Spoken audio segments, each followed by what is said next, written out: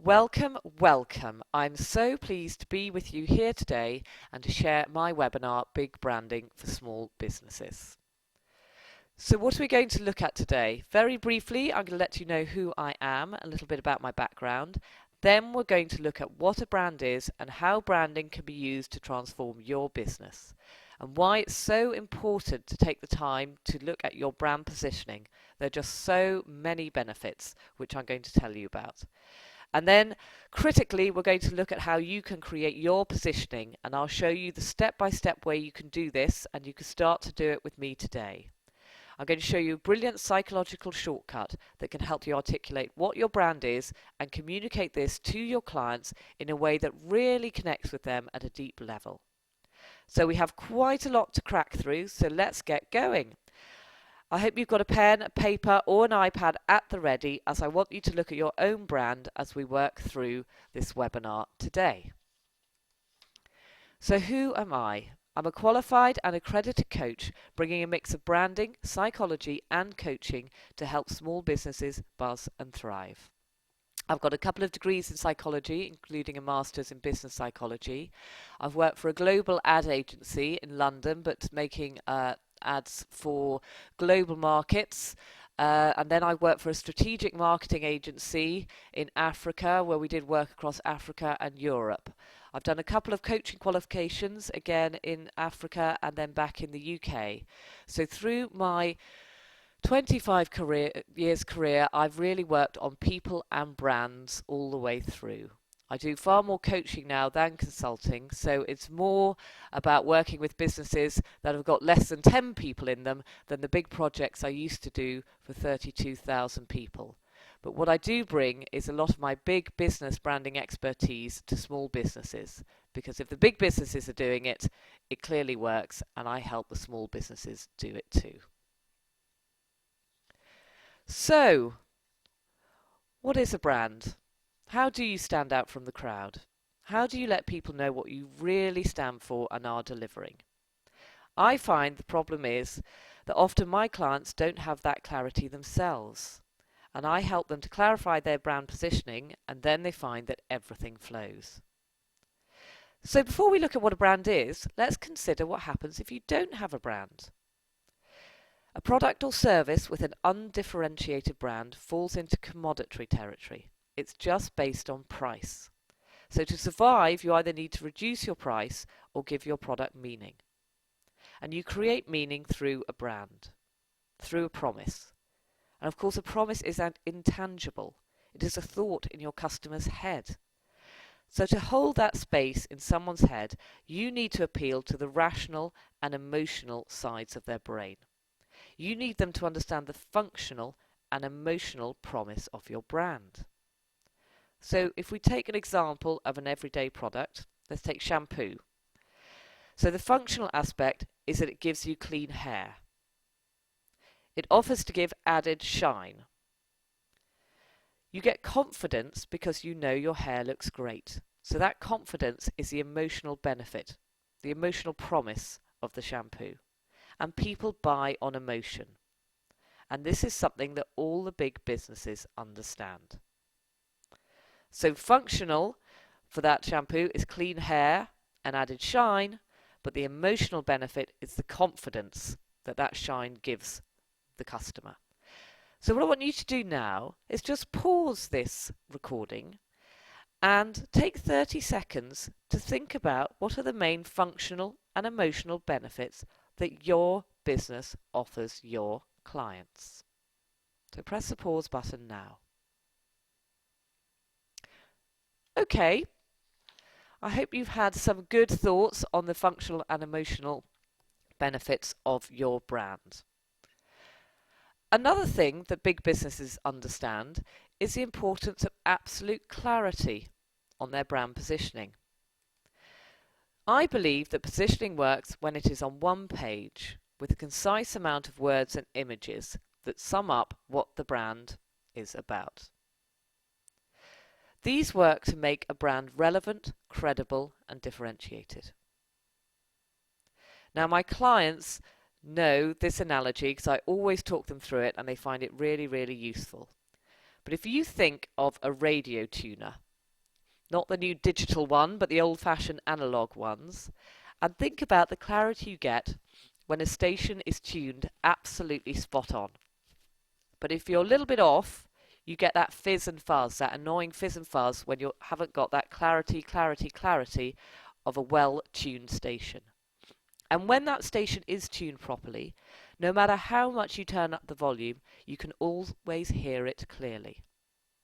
And likewise with your brand, if you get your positioning absolutely clear, no matter how much you turn up the volume and shout in your marketplace, your message will always be clear. Now, a radio, if it's not tuned properly, turning up the volume on the radio just makes that fizz and the fuzz get louder and louder and more annoying.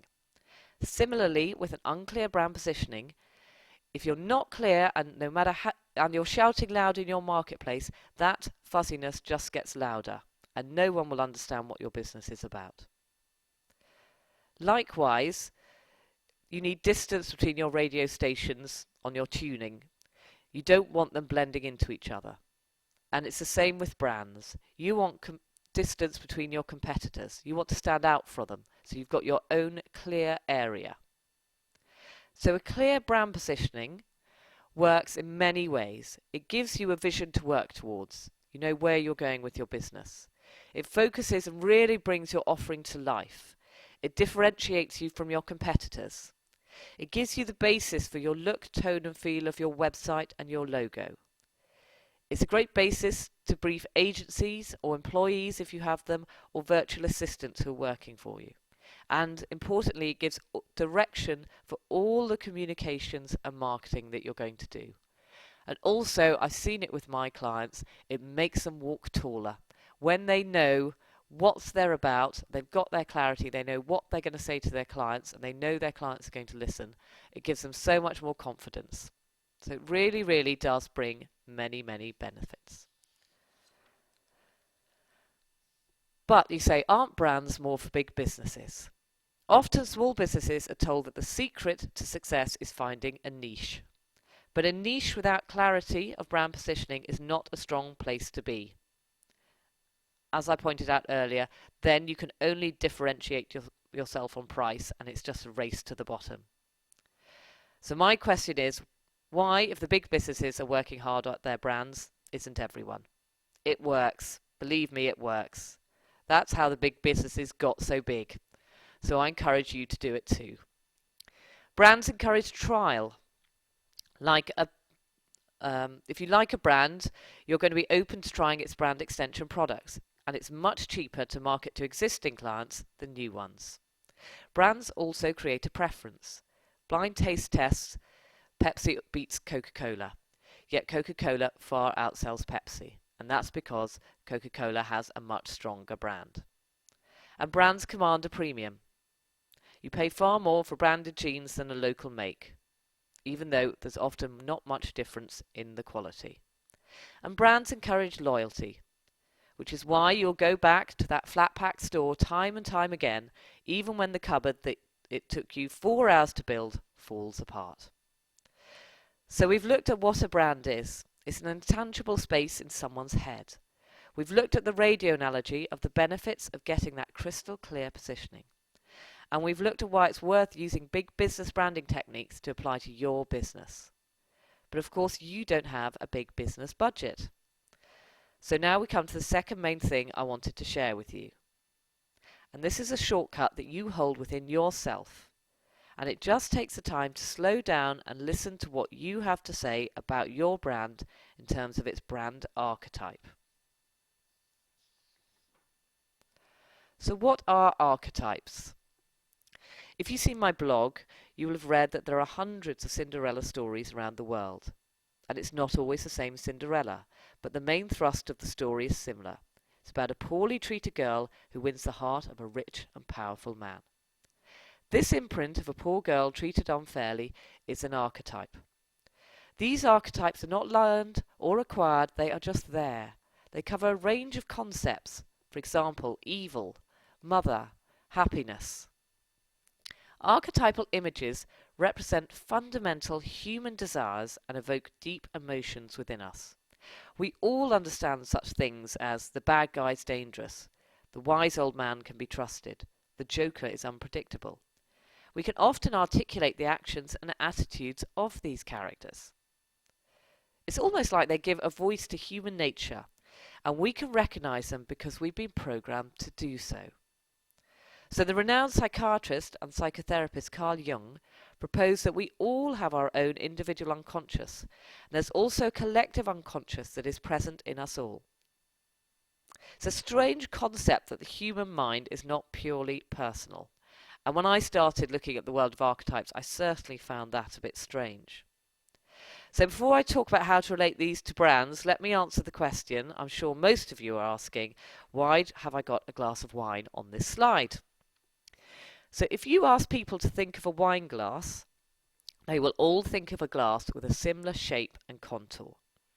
And this is like the collective archetype. The same image is in everyone's head. And the liquid that fills the glass is our own individual experience to life. For example, the archetype of a mother deep inside us, what mothering means for us. Our individual experiences shape and personalise that archetype for us. Personally, I'm sure that's where maternal guilt stems from, as we try to live up to the maternal archetype we carry within us. That shape, if you will, of the glass, or that maternal archetype is in us, and can mothers always live up to that ideal that they hold within themselves? But anyways, from ancient grooves and mythical stories and even maternal guilt, let's get back to our brand. So, how can we use archetypes to talk to our customers? As you know, you've got a fleeting time to get your message across, and so it's easier to use the stories we already know. 95% of our thought takes place in our subconscious mind.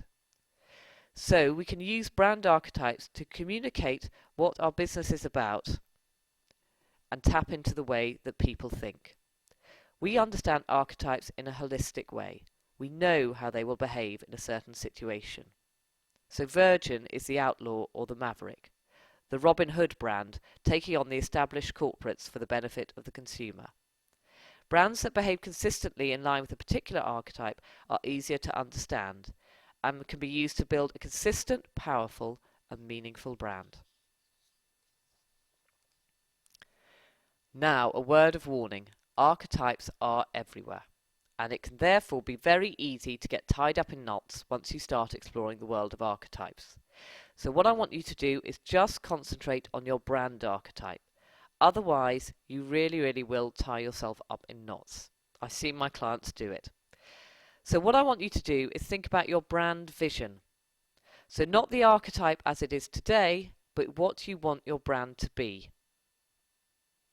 So you could start that brand being that tomorrow, or it might take 6 months to start making some changes so you can start talking about your brand in that certain way. But don't think about the brand as you want it to be now. Think about what do you want your business to be in the future.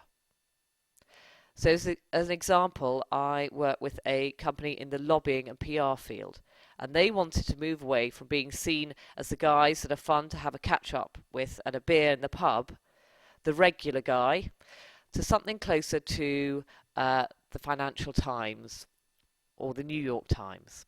We'll come back to their example later. So let's have a look at some archetypes in relation to brands.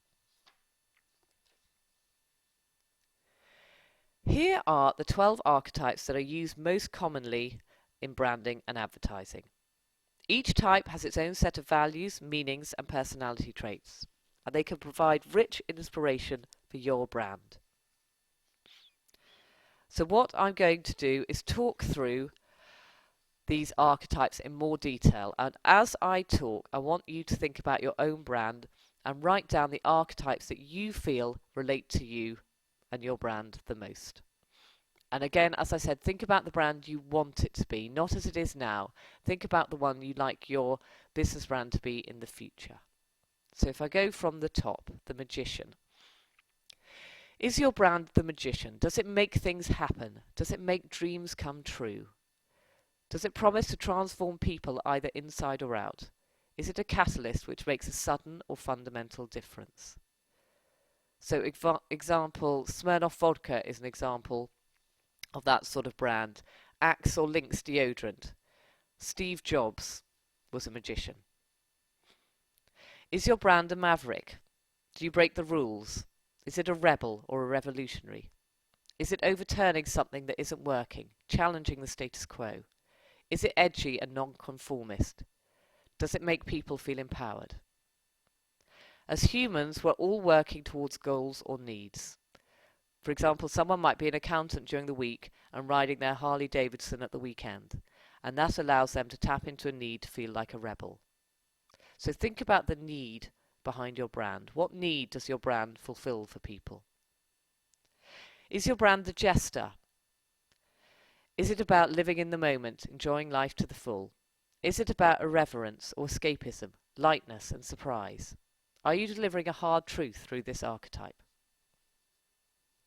So Pepsi is the jester, an example of a jester brand. Or is your brand the lover? Is it about indulgence, love, feeling, sensual or connection? Is it about passion, desire and appreciation? All words that fit with this archetype. Do you seek to indulge and spoil your customers to make them feel special? So Jaguar cars or Haagen-Dazs ice cream would fall into the lover brand. Or is your brand the regular guy or girl? Is it more about the guy or girl next door, the salt of the earth sort of person? What you see is what you get. No pretensions, straight up and honest. Very reliable and happy to help a friend in need. So the pop star Robbie Williams or the flat pack brand IKEA would be regular guy brands. Or is your brand the nurturer? Is it about caring and protecting? Is it warm, natural, compassionate? Is it concerned with safety? Does it offer unconditional love? Is it about gentleness and goodness? So Johnson's Baby is a nurturing brand.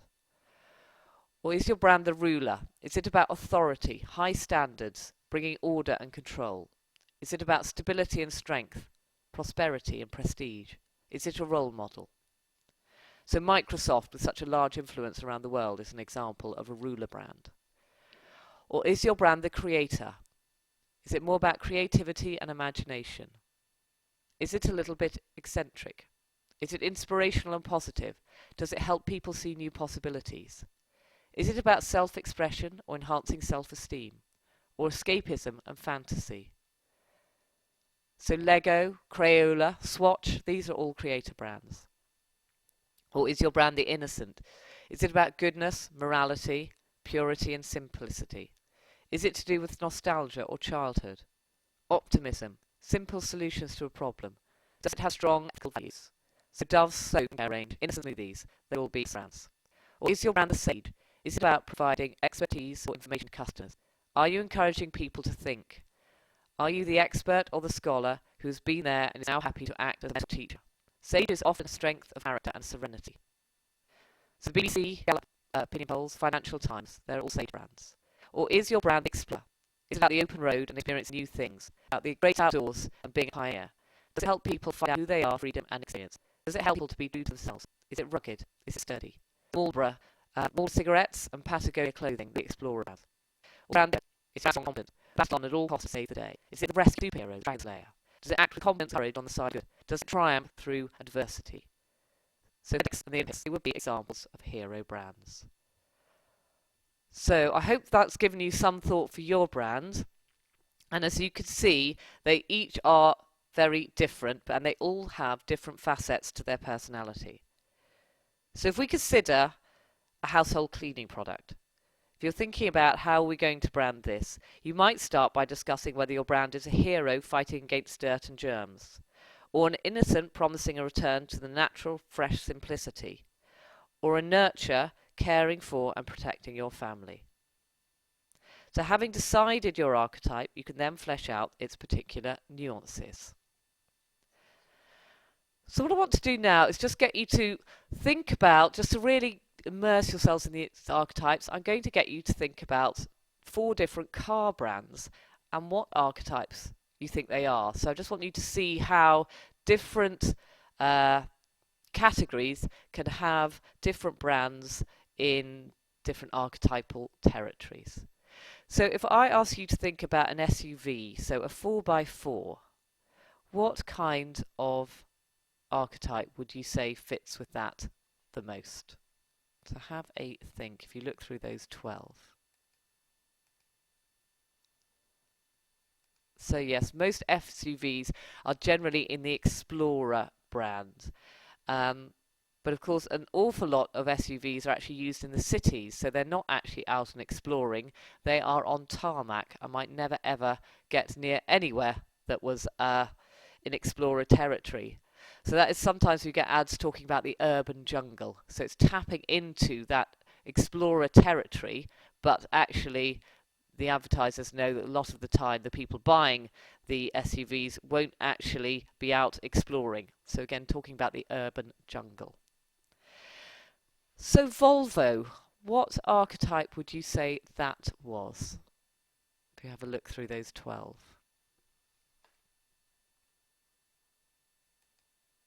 So yes, it tends to be seen as in the nurturer category, which is quite interesting because you'd think of a nurturer as soft and pliant, where obviously a Volvo is quite a robust car. So that is just tapping into really one aspect of the nurturer, which is the safety aspect. So I hope that shows to you how you can just really, really tunnel in on one aspect of a particular archetype. Ford, the Ford brand, where would you say that fits? Yeah, so that is the regular guy. And I think the first Ford factory was opened in 1913. So over 100 years later, Henry Ford's mission was to get everyone on the road and use mass production to bring cars to everyone and make them affordable to everyone. So making them for the regular guy. And over 100 years later, that is what Ford is still, that's the territory Ford is still in. So I hope that shows to you how archetypes and branding can really last over time. Lastly, where would you say VW Beetle goes? So I have put that in the innocent category. Some people might put it in the jester category. So this is a point that archetypes can have one primary archetype and then they can have a secondary one. So I always encourage people to think about what their primary one is and then think about what their secondary archetype is. Likewise, you will have a primary archetype that you resonate with more and you'll have a secondary. Your customers will have a primary archetype and a secondary. But concentrate on the primary first. And they do say the VW Beetle with those wide round eyes of the headlamps are made to look like baby's eyes. Not sure if that's true or not, but I did read it somewhere. So let's move on. So an example of how I use archetypes with my customers. So I asked one of my clients if I could use her example for this webinar. She said, "Oh yes, please do. It was such a fundamental changing time in terms of my business." So she runs creative workshops to build teams and promote change. So she goes into big organizations and has very, very creative workshops to do with singing, and it's all about building teams and promoting change. So she chose as her archetypes the primary as the creator, because what she does is very creative, and the hero as the secondary, because what she does is make a change, and that is what a hero can help happen. And as we worked through the branding together, she had a real aha moment, and she suddenly went, hold on, the hero archetype should be my primary one, because fundamentally I am a team builder, and the creator should be my secondary one, because that is how I do it. So I help build teams and bring about change, and I do it in a creative way. And that shift was hugely fundamental. So from the hero being the secondary archetype to being the primary. And it changed all the text on her website, changed the look and feel of her website, changed what she wore to meetings, how she talked to her clients, really changed everything. So what I want you to do is, again, think about your brand. And just another example, I want you to think about what you want your brand to be in the future in terms of its archetype. So I talked about the lobbying PR company who wanted to go from the regular guy to more seen as the Financial Times or the New York Times. So they wanted to go from regular guy to the sage. That is how they wanted to be seen. And they now have a positioning around being a Sherpa and guiding their clients to their goals. So I just want you to pause this recording once again and just think about your brand archetype and where you want to go from and where you want to go to. So what do you want your brand vision to be in terms of a primary and secondary archetype? Pause the recording and I hope you have some good thoughts. Right. So you've got your primary and secondary archetype. What do you do now? So I'm going to introduce you to my brand positioning tool. So this is on one page, and what you can do is work through this, pause this recording and fill in this for yourself. So I shall talk through this slide. So firstly, on the top left hand corner, what is your brand challenge? Do you need to reposition your brand? Do you need to revitalize it? What is your brand challenge? So what I'm going to do is talk through this as an example. So if we take the shampoo brand that I talked about right at the beginning, the one that gives shiny hair and confidence. Let's say that they're new to the market, so their brand challenge would be to raise awareness and show how they are different. Then in the top right hand corner, you've got the brand vision. So I've talked about that already. What do you want your company to be? What do you want it to be seen as? And I encourage people to, once you've worked out what your brand vision, what you want it to be, to start acting in that way. Because the sooner you start acting it, the sooner you will become it. So let's say that our shampoo brand wants to be seen as the leading eco-friendly beauty shampoo brand. Now, what archetype? That's what you go to next. What archetype do you want your brand to be known as? Primary and secondary archetypes. So let's say that this brand wants to be seen as a magician, as a primary one, because of the magic effect of the shine. So it really, really brings out great shine, and there is that magic in the confidence I talked about. And also it wants to be seen as a nurturer. That's the secondary archetype, because it wants to be, it is an eco-friendly shampoo. Then the bottom boxes, bottom left, what is the customer feeling now? And bottom right, what do you want them to feel after they've used your brand? So for this shampoo brand, the customer might be saying, unless I spend a fortune, I can't get a shampoo that lives up to its claims. And what are all the chemicals in these products? I just don't trust them. And what do they want people to be feeling after they've used the shampoo? This product is really great. It really works. I feel fab when I use it, and its ingredients are kind to the planet. So then, when you've done all that, start to think about the functional and emotional benefits of your brand. So I talked about those earlier, and hopefully you've had a think about that. So the functional elements of this brand was clean hair and the wonderful shine that it gives. The emotional benefits would be the confidence we've talked about and peace of mind that it's good for the planet. So for your brand, try to pull out at least 3 or 4 functional and 3 or 4 emotional benefits. It makes it so much easier to talk to your customers once you've pulled those out.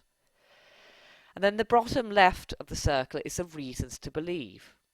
So that's all great. I like what I'm hearing, but why should I believe it? So, for example, the shampoo might give its eco-friendly evidence from research. It might show the particular ingredients that are proven to give that shine. It might have an endorsement from an authority figure, such as a hairdresser, a chemist, or a celebrity. So what are the reasons to believe? What reasons to believe can you give your clients? Whether it's testimonials, your qualifications, your past experience, or the results that you give to people. What are the reasons to believe? And then lastly, in the bottom right of the circle, what is the tone and feel of your brand? And in thinking about this, you can explore many different options. So if you felt your brand was a nurturer, is it more Earth Mother? Is it more Mother Teresa? Florence, what elements of the archetype are not your brand? Some pointers on building up your positioning.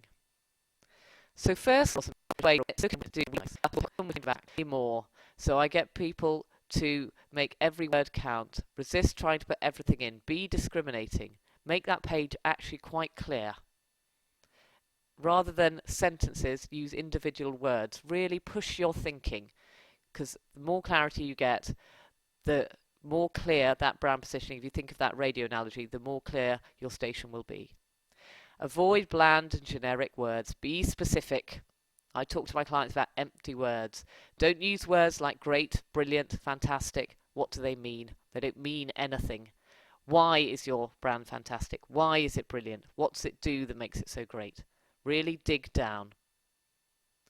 And also, this tool is only a framework for thinking. You've got to find the right words to get that true differentiation. And don't be just restricted to words. You can use images, colour, music, anything that you like. And then isn't is a great tool to help you further pinpoint or clarify your words. It is Coca-Cola. It isn't Pepsi-Cola. It is X. It isn't Y. Two common mistakes that are made is developing a positioning just in isolation from your customers. People never ever get out and talk to their customers enough. So don't do it without any input from your customers, but also don't think customers can tell you all the answers. You need to create your vision and know where you're going as well. If you just listen to your customers, one will tell you one thing, another will tell you another, and you won't get any clarity. So what I encourage my clients to do is have a really good first step at developing their positioning, and then go to a customer that they have worked with who knows them and get them to give their thoughts on this. And the interesting thing is whenever this happens, the customer actually gives greater insight, pushes their thinking, makes them realise that they actually give more than they thought they had to their customers. So if you could do that, make sure you talk to your customers, that really, really makes a difference. So lastly, how, once you've done all that, do you express your positioning? So here on this slide we have a customer journey, and all big brands look at their customer journeys and the key touch points on it. And a touch point is where a customer or potential customer comes into contact with your brand. And those are the touch points on the left hand side in the grey boxes. And you can map your customer journey in any way. You might want a map, you might want a grid or a mind map, whatever suits you. But think about what are those touch points from when the customer first gets to hear about you, and what are those key messages at each point, and how can you move them with a clear message on to the next point. And look how far up that buy box is. It is right up. So I had a client who came to me and said, I've done all the work, the website's up, why aren't people buying from me? So she was right down at the bottom, and she had to go through all those steps to get up to buy. And it was about taking her through those and helping her realise that.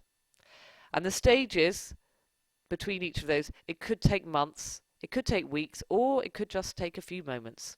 You might be in the supermarket and become aware of a product, look at the box, understand it, evaluate it, compare, and think that's the one for me, and buy it. But it could take months, it could take years. But your messages need to strike a chord to get people to move up that journey and through each of the touch points. And if you have that clear brand positioning with your archetypes and are really clear on why you're different and what you're bringing to your customer, then those messages will be much easier to go up and move the customer up to that buy point. And then you get their loyalty while they buy from you again and again. And as I've said, it's much cheaper to market to existing clients. And then you get the advocacy where they're going and telling people about your brand and actually bringing customers to you. So that is really all I'm going to share with you today. I hope you have found it useful. We've talked about how big businesses approach branding. We've looked at positioning, we've looked at archetypes, and we've looked at the customer journey. So if you want to know more, you can go to my website, and my blog is there, and more information about my work. I've also put here a list of 4 great books on archetypes and branding, so you might want to have a look at those. And then lastly, if you do want to take this further and do some work with me, I'm very happy to offer you a free branding consultation, a free branding session for an hour. So there is a link through to my diary at the top of this slide. So if you want to book in a session, you can just go onto my online diary. I'm very happy to offer you a complimentary session to help you look at your brand. So lastly, I just want to say big businesses do well because they have clarity and they take action. So clarity can be brought about through the brand positioning work I have talked you through today. And action is just as important. You can know what you need to do, but are you actually doing it? You've taken action by listening to this webinar today, but do take action and take what I've talked about further today, and do feel free to book in a session with me if you would like. So thank you very much for your time today, and wishing you the best of luck with your business. Bye.